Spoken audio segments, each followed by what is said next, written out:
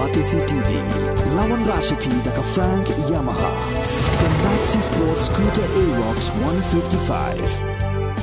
Ringkat baka net foodish, ordar mapi, ninwan ramani, hakir dobyeng jompi. Everything you say to me takes me 1 second to the edge. It all must break. I need a little room to breathe. 'Cause I'm 1 second to the edge. And I'm about to break.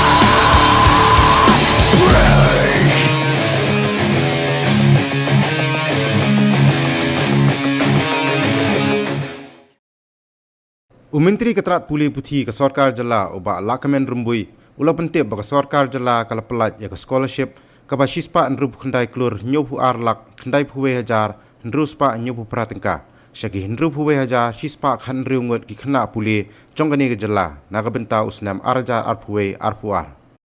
The government of Pyllait have released 169 crores 72 lakh 91,678 scholarship to the 61,116 students for the year 2021-22. So it will go to the individual account through PFMS. See, this is a 90-10 funding.